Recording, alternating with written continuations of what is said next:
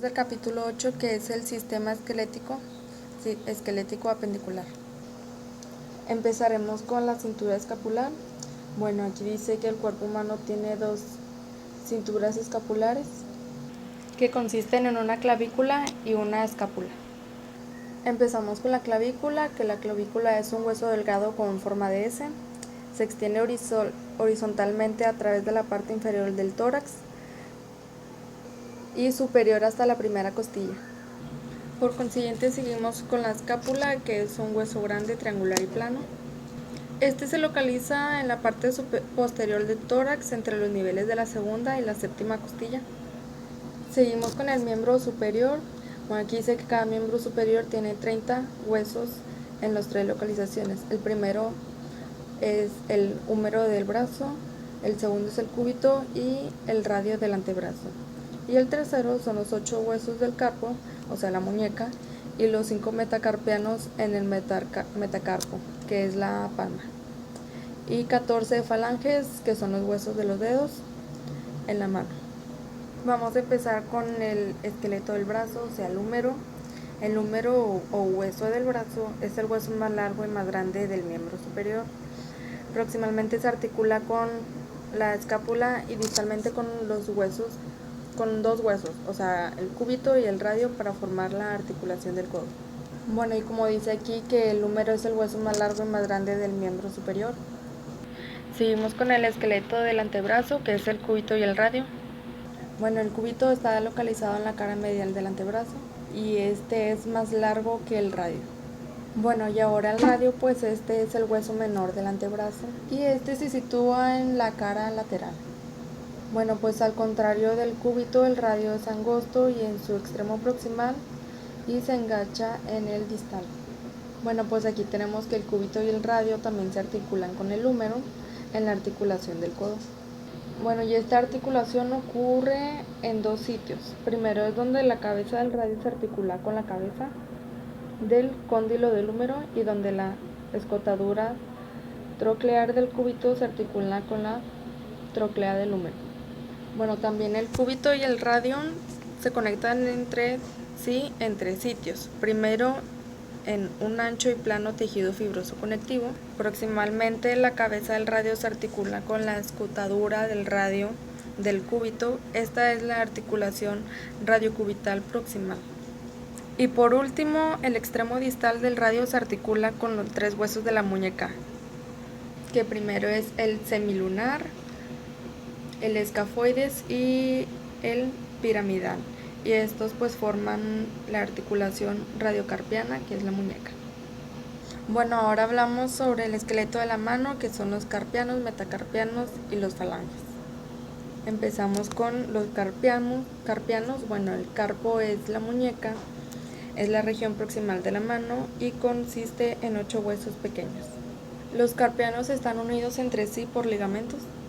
Bueno, y como vemos, el esqueleto de la mano pues consiste en los carpianos proximales, los metacarpianos intermedios y los falanges distales. Seguimos con los metacarpianos. El metacarpo pues es la palma. Esta es la región intermedia de la mano y está conformada por 5 huesos llamados metacarpianos. Bueno, y aquí pues cada hueso metacarpiano consiste en una base proximal, una diáfisis intermedia y una cabeza distal. Los huesos de los metacarpianos están numerados del 1 al 5, empezando desde el pulgar, de lateral a mediano. Seguimos con los falanges. Pues los falanges pues son los huesos de los dedos y constituyen la porción distal de la mano. Bueno, hay 14 falanges en los 5 dedos de cada mano.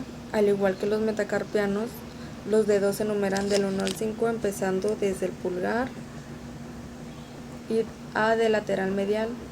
También cada hueso pues se le denomina pues falange.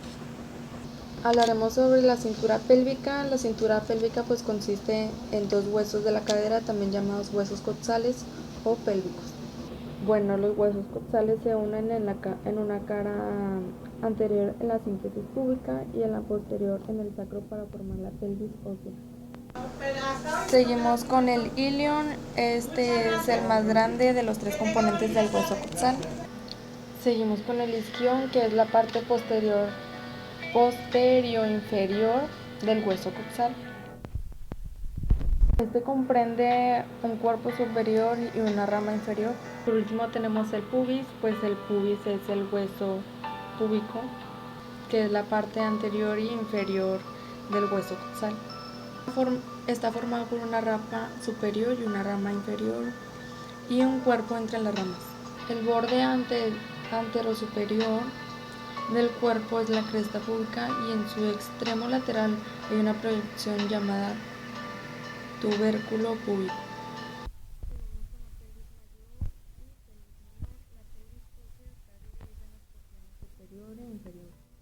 Empezamos con la porción de la pelvis ósea superior al borde pélvico, que se conoce como pelvis mayor.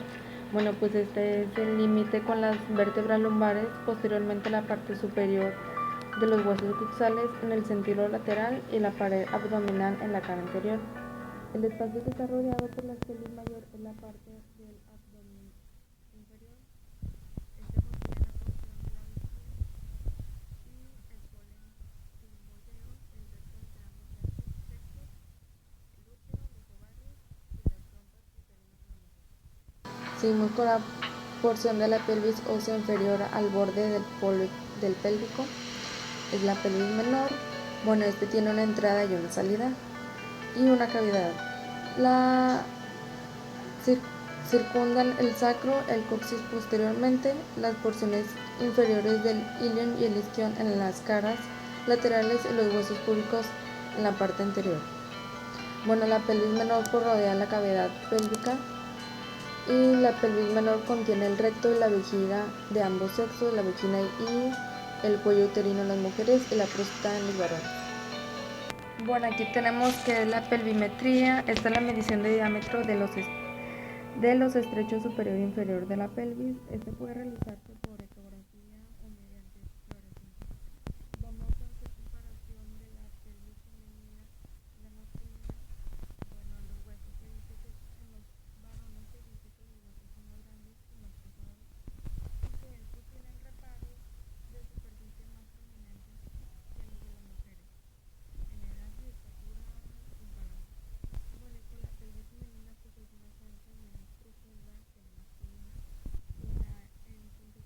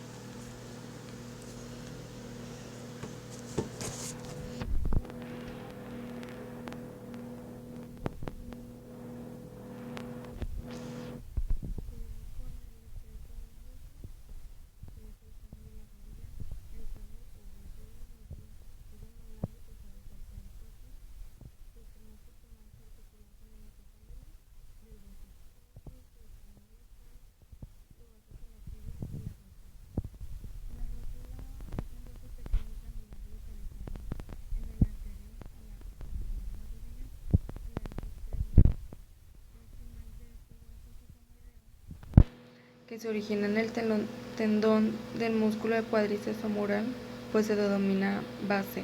El extremo distal puntiagudo es el vértice. El acetábulo del hueso costal y la cabeza del fémur se articulan para formar la articulación de la cadera. Por último tenemos el esqueleto de la pierna, que es el peroné.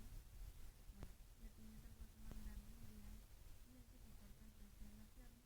La tibia pues se articula en su extremo proximal con el fémur y el peroné en su extremo distal con el radío calcáneo.